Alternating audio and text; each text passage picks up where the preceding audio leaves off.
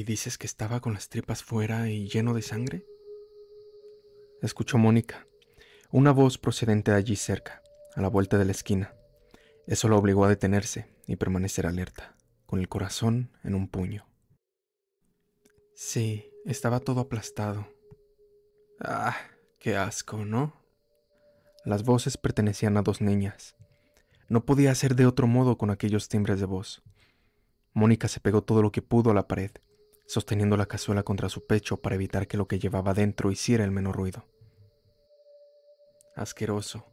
Parecía como si un camión le hubiera pasado por encima. Mónica levantó la mirada del suelo para mirar el bullicio del campamento. En el gran campamento que se extendía frente al edificio, David, Lolo y el señor García colocaban las mesas, preparando los juegos que se desarrollarían durante todo el día. El sol veraniego calentaba ya con fuerza a aquella hora de la mañana. No hacía más de media hora que habían desayunado, y los chicos disponían de una hora libre antes de comenzar con las tareas previstas para la jornada matinal. La mayoría de ellos deambulaban de un lado para otro sin nada que hacer, aunque algunos se bañaban ya en el río cercano o se entretenían en la linde del bosque con juegos extraños. Y otras, hablaban de sangrientos sucesos desconocidos. ¿Y qué hiciste? Nada, me olvidé de él. Las voces se alejaban camino, seguramente de la puerta a los dormitorios. Pero si tenías que verlo desde la ventana de tu cuarto siempre que te asomabas al jardín, protestó la voz menos vivaracha. Sí, pero solo 2 días. Después desapareció. A lo mejor se lo llevaron los basureros, o se lo comería algún perro vagabundo. No lo creo. Por lo que has dicho, ni los perros se atreverían a acercarse a él. Mónica aguzó el oído tratando de escuchar el resto de la conversación, pero las voces se convirtieron en murmullos inaudibles a medida que se alejaban. Doblando la esquina, descubrió que las dos niñas habían desaparecido. Todo indicaba que habían entrado en el edificio, seguramente en los dormitorios. Respiró hondo, volvió a mirar a su alrededor y no encontró a ningún niño cerca. Entonces se permitió relajarse. La cazuela en sus brazos comenzaba a pesar demasiado. Había confiado en ir relajándose a medida que transcurriera la mañana, olvidando la noche pasada como lo que era, una simple pesadilla.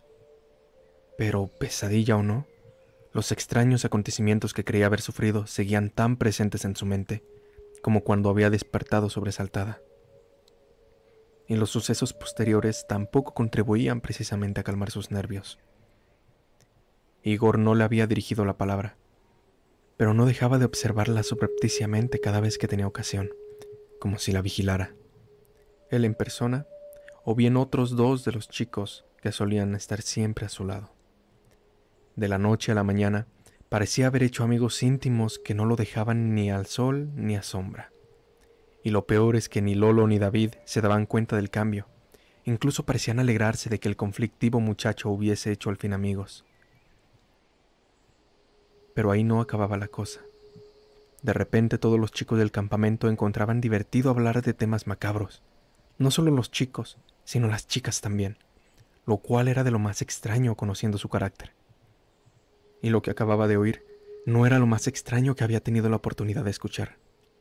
Durante la larga hora que llevaba levantada, había oído conversaciones en boca de chicos de 13 y 14 años en torno a caníbales, violaciones, torturas, asesinatos.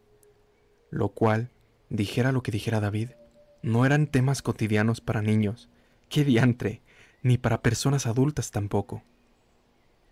Respirando hondo, cambió de postura la cazuela y se encaminó hacia las mesas situadas al centro del campamento. Unas enormes truchas, muchacho, las más grandes que he visto en mi vida, comentaba el señor García, con su canoso bigote curvándose en una franca sonrisa. ¿No cree que podríamos acercarnos un día?, se apresuró a preguntar David, entusiasmado, mientras alineaba unos dardos encima de la mesa. Lolo estaba colocando la diana, unos metros más allá, contra una pila de heno traída expresamente para ello. Con los chicos no me parece una buena idea. Si se quedan un par de días más después de que se hayan ido todos, podríamos acercarnos con las cañas. Intentaba chantajearlo hábilmente para que se quedara a ayudarles a recoger el campamento una vez finalizada la estancia de los niños, mientras apilaba unos sacos para la carretera. Aunque ten en cuenta de todos modos lo que te he dicho. Todo eso fue hace años. Hoy en día no he oído a nadie mencionar ese lago cuando se habla de pesca. Sigue teniendo unas vistas preciosas, eso sí, pero en cuanto a peces... Mónica dejó la cazuela sobre la mesa, mientras observaba a unos niños jugando, o tramando algo quizá. Pues si se trataba de un juego, era de lo más soso y simplón.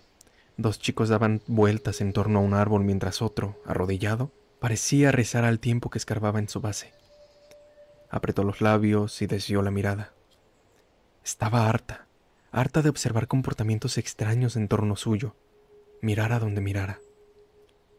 Bueno, si pueden encargarse ustedes de todo esto, voy adentro a ayudar a la señora García con los platos, dijo de pronto Mónica, deseando librarse de toda presencia menor de 50 años. Lolo y David ni siquiera la habían escuchado. Aquella mañana parecían rehuirla incluso. Ve tranquila, por aquí lo tenemos todo controlado, respondió el señor García, dedicándole una cálida sonrisa, tan cálida que, sin pretenderlo, ella misma sonrió por vez primera en aquel insólito día. Aquel hombre era un encanto.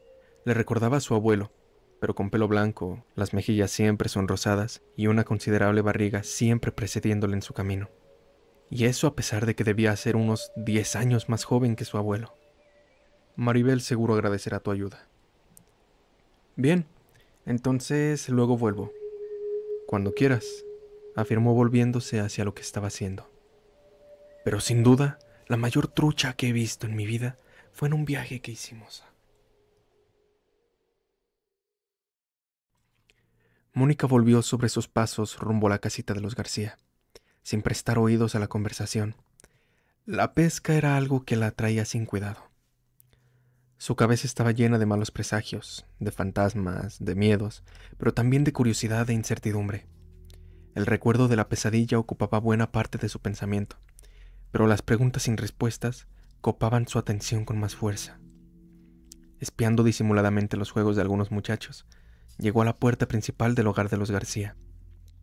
Estaba abierta, y no porque acabara de salir ella misma con la cazuela instantes atrás, sino porque siempre permanecía abierta durante las horas diurnas. Solo la caída de la noche, cuando el matrimonio deseaba cierta intimidad, propiciaba que se cerrara con llave. Al cruzar el umbral, quizá debido al contraste de temperaturas entre el soleado día y el vestíbulo en penumbra, un escalofrío recorrió su espalda. Sí, tenía que ser por la diferencia de temperatura, se aseguró. Era mejor eso que achacarlo a un fugaz pensamiento que había cruzado por su mente. Era una bobada, por supuesto, pero por un instante estuvo segura de que los García no cerraban con llave para salvaguardar su intimidad, sino para protegerse de algo que habitaba en el bosque. Lo dicho, bobadas. Deseando abandonar cuanto antes el tenebroso vestíbulo, aceleró el paso hacia la cocina. Llegar a ella fue como salir de un túnel. Los enormes ventanales encima del fogón daban al este, y la potente luz de la mañana inundaba la cocina como si de una marea se tratara.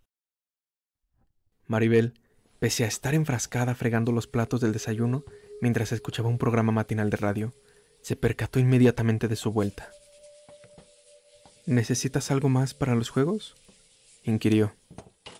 No, se apresuró Mónica a responder. Ya está todo. Había pensado en echarte una mano con los platos mientras los chicos lo organizan todo.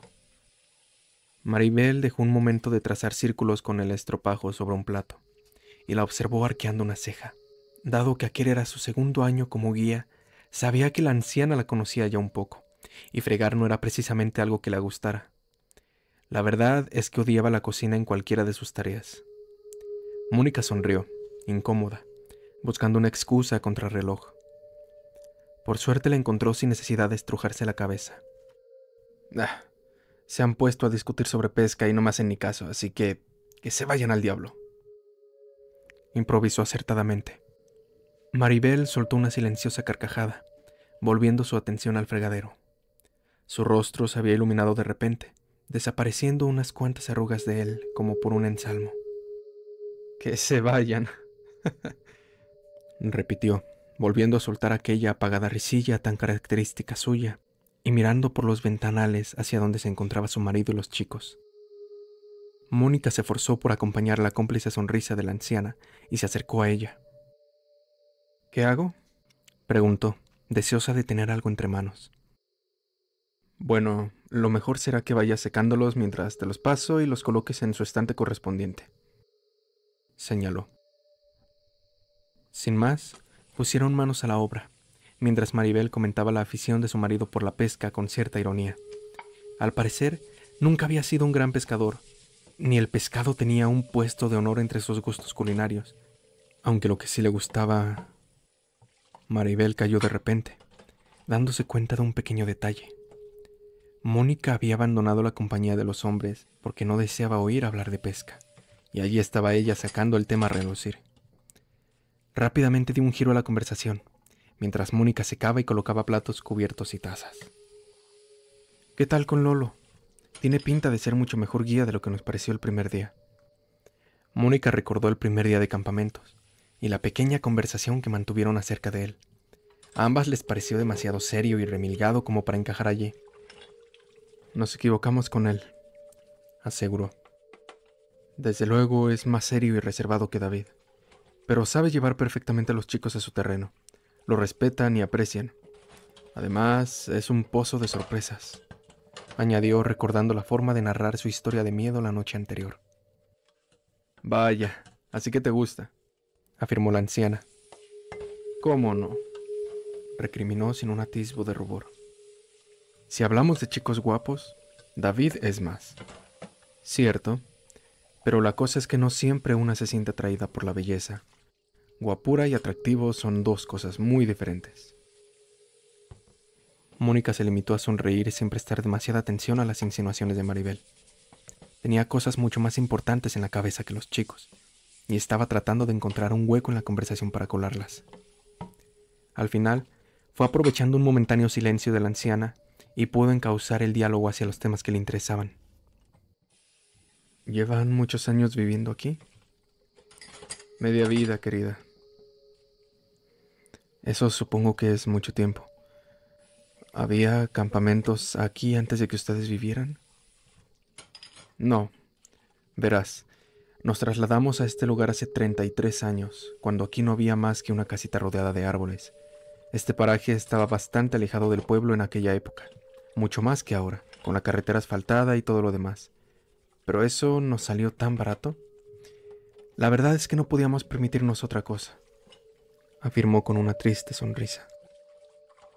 ¿Entonces fueron ustedes quienes construyeron el campamento?, inquirió Mónica, con toda la seriedad del mundo. En cierto modo no nos quedó más remedio.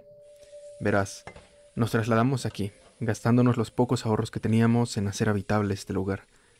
Tomás trabajaba como mecánico en uno de los talleres del pueblo, mientras que yo sacaba un dinerillo extra bordando por encargo. Las cosas no eran como hoy en día en que trabajan los dos miembros del matrimonio, ni mucho menos. En aquellos tiempos era el marido quien debía sustentar a la familia él solo, y para ello necesitaba un trabajo estable. Nos fue bien durante un par de años, pero entonces las cosas comenzaron a torcerse. La suerte nos dio la espalda. Era como si alguien nos hubiera maldecido. No salía una bien librada. Nuestro matrimonio no iba bien. Deseábamos tener niños, pero estos no llegaban. Y para colmo, echaron a Tomás del trabajo.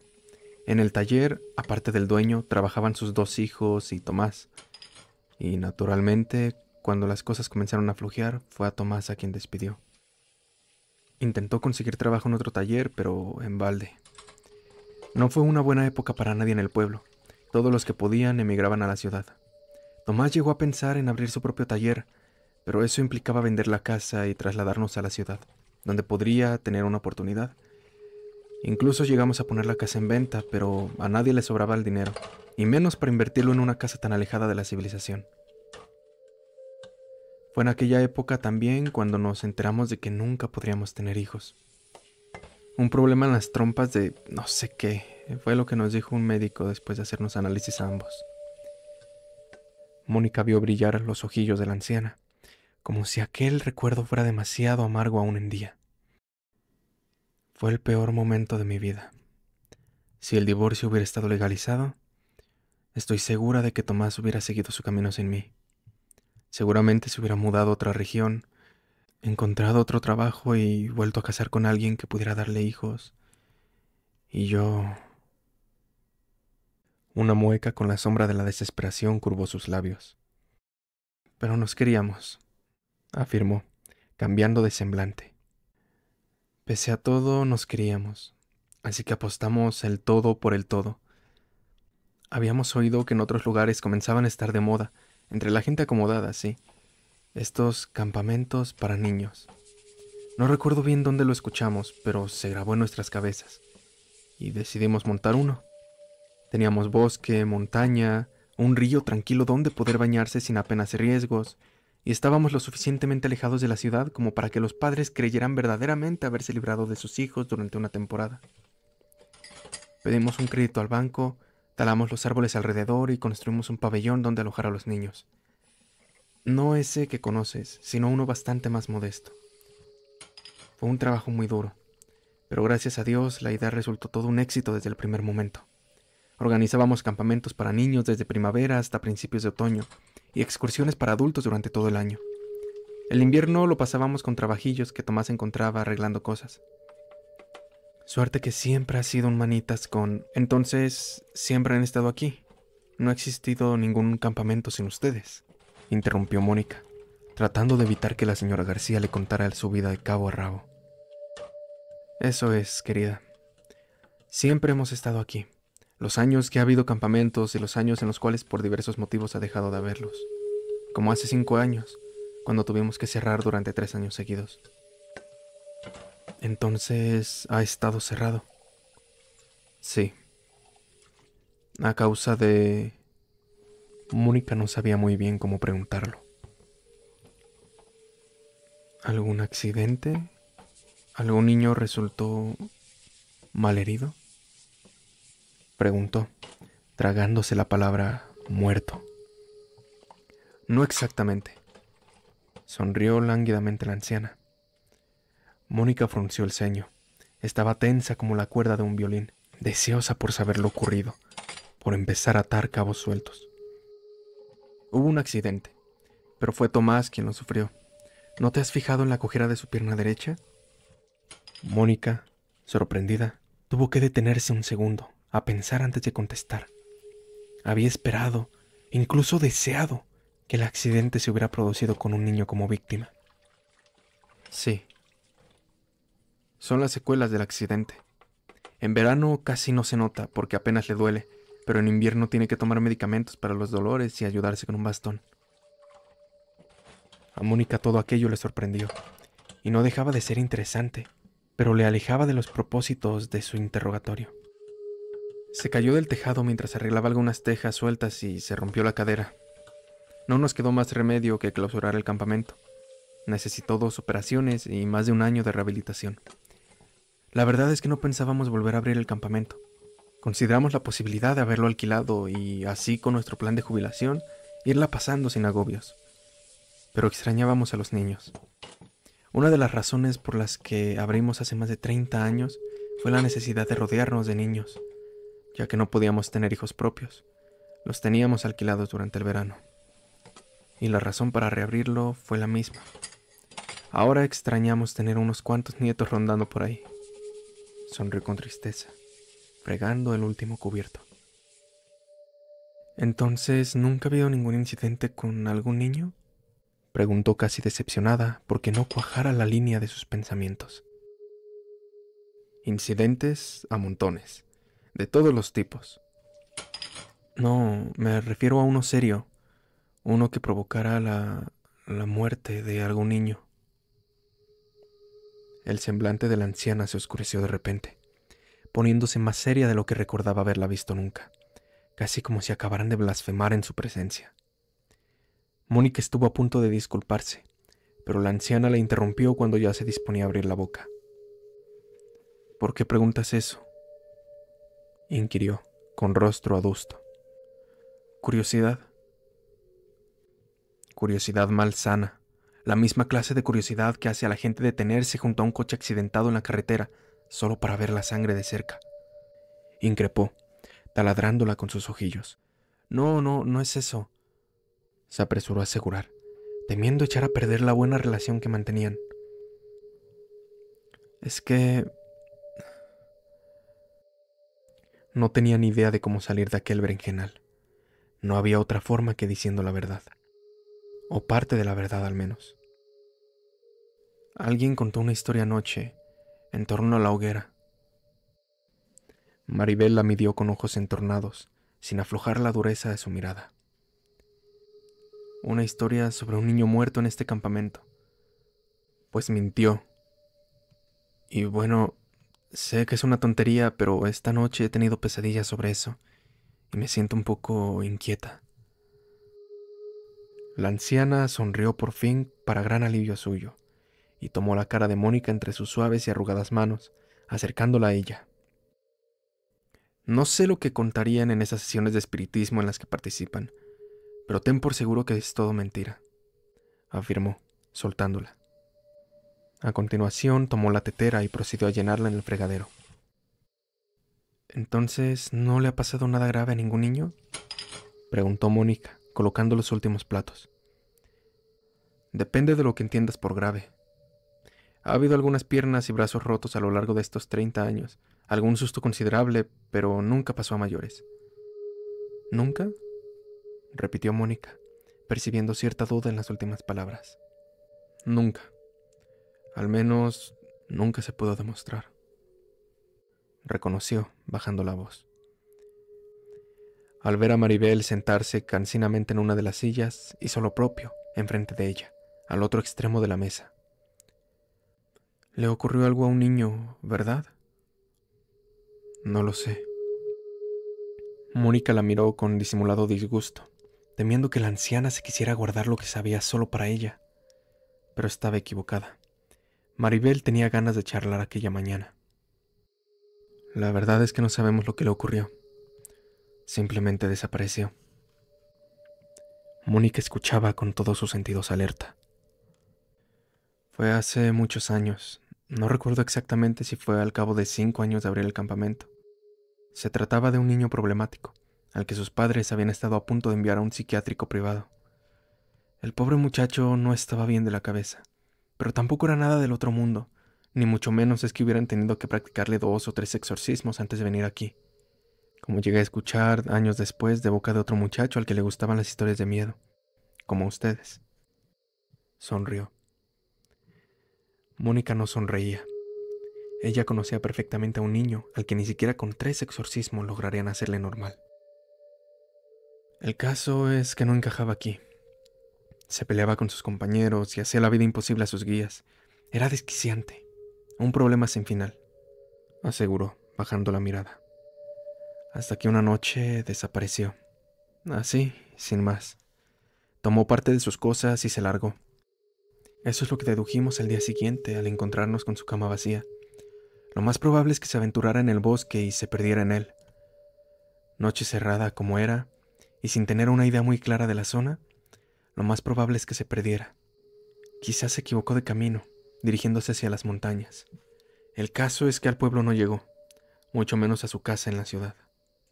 Sus padres pusieron el grito en el cielo en un primer momento. Se formó una partida de búsqueda encabezada por la Guardia Civil, pero no hallaron ni rastro del pobre muchacho. Ni rastro, ni cadáver, ni nada. Al final, se dio por desaparecido. Mónica no pudo evitar mirar hacia el bosque a través de los ventanales de la cocina. El bosque, tan acogedor durante el día, pero tan oscuro y misterioso durante la noche. Cualquiera podría perderse en él, y más aún un niño.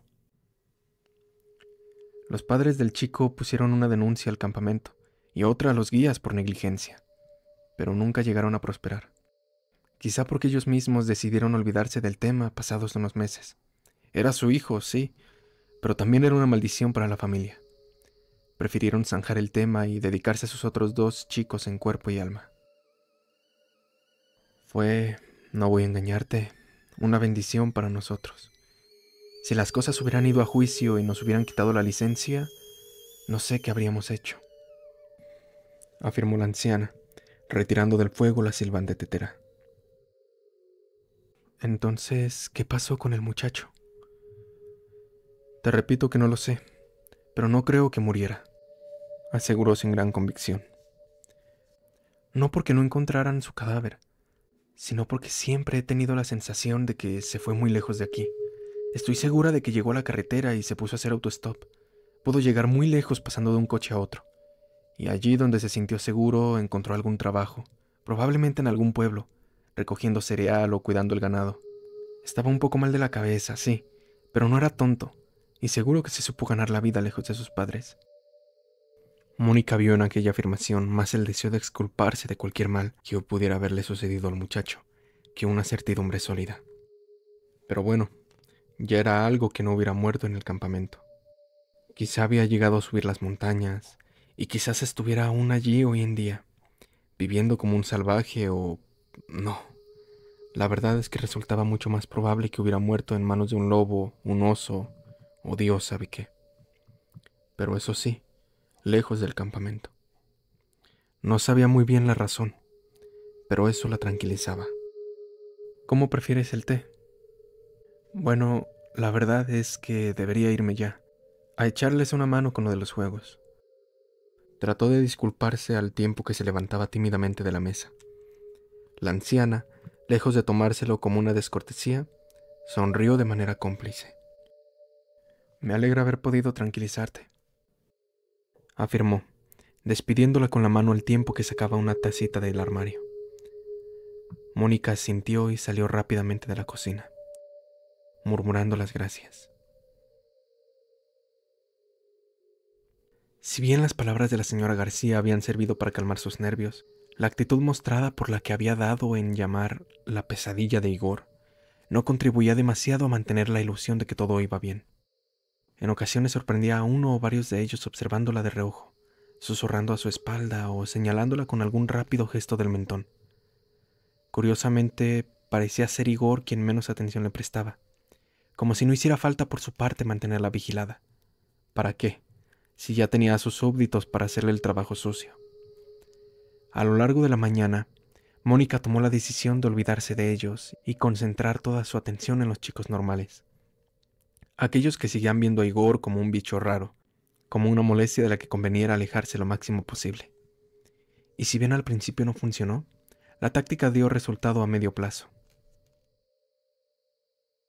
Atareada con los juegos y la preparación y el desarrollo de la comida, con todo lo que aquello implicaba, acabó de olvidarse de todo. Tras la comida estaba tan cansada que ni siquiera recordaba las razones por las que había dormido tan mal la noche anterior. Después de ayudar a recoger la mesa, y aprovechando que buena parte de los chicos estaban echando la siesta a salvo del tremendo calor, Mónica decidió retirarse un rato a su habitación. No era su intención dormirse, pero tras bajar la persiana huyendo del sol y tumbarse en su cómoda cama, el cansancio tomó las riendas de su cuerpo. Primero la obligó a cerrar los párpados, y luego, como a ella misma le gustaba decir, se quedó muerta.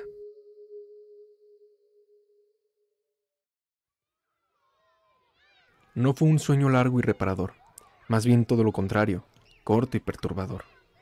Despertó además acalorada, sudando profusamente, como si hubiera tenido otra pesadilla, casi como si hubiera viajado al infierno para huir después precipitadamente, aunque no era consciente de siquiera haber estado soñando. Con ojos abiertos como platos miró a uno y a otro lado, descubriendo que por suerte su habitación no había cambiado. Todo seguía igual, en penumbra debido a que la persiana seguía bajada. Solo 4 haces de luz penetraban por la parte alta, suficientes para ver con claridad pese a todo. Se oían algunas voces fuera, niños jugando. Mirando el reloj, comprobó que no hacía ni media hora que se había acostado. La mayoría de los niños, y los no tan niños, estarían durmiendo aún. Eso si el calor se los permitía, pues ella tenía los shorts y la camiseta empapados. Con la desagradable sensación de la almohada pegándose al sudor de su pelo, sería poco menos que impensable volver a conciliar el sueño. Disgustada, se levantó y se acercó a la ventana, deseando el contacto del viento, Una ligera brisa se colaba entre los listones de la persiana, pero de tan débil no significaba alivio alguno. Malhumorada, como cuando uno se levanta sin haber descansado lo suficiente, subió la persiana hasta la mitad, dejando entrar el sol. Seguía escuchando voces en la lejanía, pese a que no se veía a nadie en el descampado. Seguramente estarán jugando en el río o en el bosque, pensó. Deseaba apoyarse en el alféizar y contemplar la apacible naturaleza, pero el sol incidía de lleno sobre la ventana, haciendo que hirviese su piel, por lo que, sin saber muy bien la razón, como si fuera algo ajeno a ella, se alejó de la ventana y cogió la silla que descansaba en un rincón alejada de su cama. Y no la quería para sentarse precisamente. Sin saber por qué lo hacía, abrió el gran armario que ocupaba parte de la habitación que daba al dormitorio de David y de Lolo, y colocó la silla entre sus puertas. Se trataba de un viejo armario de madera de encino, tan sólido como polvoriento. Había cajones en su parte baja, una barra con perchas en la parte central, estantes en la parte superior. Llegaba casi hasta el techo, suficiente para que dispusiera de 3 entrepaños, los cuales Mónica jamás había utilizado. Incluso teniendo otras 2 compañeras de cuarto, sospechaba que aquellos 3 entrepaños seguirían sin utilizarse. El armario era enorme. Ni corta ni perezosa se subió a la silla. Sus ojos quedaron a la altura del primer entrepaño, un espacio vacío y limpio. La señora García hacía bien su trabajo. Poniéndose de puntillas, se agarró con cuidado del segundo entrepaño, pegando la nariz a la madera. Sus ojos se encontraron con un espacio idéntico al anterior, aunque Mónica hubiera jurado que con un poco más de polvo entre los rincones. Evidentemente, allí tampoco había nada. Solo quedaba el último, y a ese no llegarían sus ojos. Bueno, sí, siempre y cuando se subiera al respaldo de la silla, arriesgándose a partirse la crisma. No, mejor no, decidió. Se conformaría con meter la mano y palpar en busca de... ¿En busca de qué? Ni idea. No tenía ni la más remota idea de lo que estaba haciendo, y sin embargo, no podía parar de hacerlo. Apoyando solo un pie en el respaldo de la silla, hizo que ésta se inclinara ligeramente sobre 2 patas. Así podría introducir algo más que la mano. Podría meter el brazo entero. Nada más posar la palma de la mano en aquel entrepaño, una mueca de asco retorció su gesto. No recordaba que el polvo produjera una sensación tan desagradable, pero es que nunca había posado la mano en una capa de polvo como aquella. No se trataba de una ligera capa manchando la superficie, sino de una manta como de musgo muerto, cimentada durante años.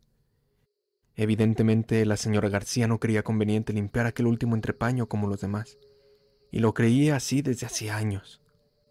Eso, o carecía de una escalera lo suficientemente alta. Teniendo cuidado de no perder el equilibrio, sacó la mano para contemplarla con desagrado. El polvo parecía haber llegado a su propia garganta, impidiéndole tragar saliva. Su mano se había vuelto gris. Por suerte no tenía alergia al polvo. Otra cosa eran los restos de telarañas que se empeñaban en entrelazar sus dedos. Bueno, si solo son telarañas de arañas muertas hace años, se dijo, tratando de animarse. Sin embargo, no era confianza lo que denotaba el temblor de su mano al volver a aquel nido de suciedad. Incluso el bosque y el edificio entero parecían contener la respiración con ella, a tenor del nulo ruido que se escuchaba. Con una mueca de repugnancia, además del temor que sentía, tanteó el entrepaño con los ojos clavados en la silla que se balanceaba bajo ella. Era como tocar algodón, pero sucio. Recorrió el entrepaño de lado a lado sin encontrar otra cosa que polvo. Quizá más en el fondo. Sin confiar plenamente en su precario apoyo, inclinó un poco más la silla y metió la mano más al fondo. Al principio creyó que no era sino una capa de polvo más vieja, ya solidificada. Pero no, allí había algo largo y no muy grueso, como un cuaderno. Estirando los dedos al máximo, quiso tomarlo, pero la silla se inclinó repentinamente dándole un buen susto. Tuvo que sujetarse con ambas manos, una en el entrepaño y la otra en la puerta abierta, para no caer. El cansancio comenzaba a aflojar sus piernas, haciéndole más difícil la tarea de mantener el equilibrio, pero todavía podía aguantar un poco más. Ya tenía localizado lo que quería. Ahora todo era cuestión de alargar la mano y tomarlo. Fue lo que hizo. Sin demorarse más tiempo en dudas y recelos, alargó la mano y saltó de la silla acto seguido. Esta cayó con un golpe sordo al suelo, pero para entonces, Mónica estaba ya sentándose en la cama más próxima del armario, con aquello que había rescatado del olvido en sus manos. No sabía lo que buscaba, ni por qué lo había buscado allí, pero ya lo tenía, y comenzaba a comprender de qué se trataba. Primero quiso quitar la capa de polvo con un soplido, pero había allí demasiado como para dejarse vencer sin resistencia. Hubo que emplear la mano para librarse del pegajoso polvo. Las letras manchadas y semiborradas por el tiempo aparecieron en una cubierta imitación a cuero. Diario de... No se distinguía nada más. Era evidente que había habido un nombre escrito, pero ya no estaba. Y no era que el polvo lo ocultara, ni que el tiempo hubiera devorado la tinta, sino que alguien conscientemente se había encargado de hacer desaparecer el nombre en el grabado de la cubierta. Y no se había andado con contemplaciones. Probablemente había usado una cuchilla de afeitar. Era imposible adivinar a quién pertenecía aquel diario, pero una cosa estaba clara. Debía de tratarse de una chica joven, dado el gran corazón bordado en la contraportada de tela. Los corazones más pequeños y las flores dibujadas en la primera página al abrirlo parecían corroborarlo. Era de una chica, y no hacía menos de 20 años que estaba allí escondido por el estilo de la escritura. La siguiente página, aquella en la que comenzaba el diario propiamente dicho, le deparó una sorpresa. En un principio no cayó en la cuenta, pero echando cálculos mentales de forma inconsciente tras ver la fecha que aparecía en la parte superior derecha, se percató de que el diario era de la época en la que aquel muchacho problemático se había perdido.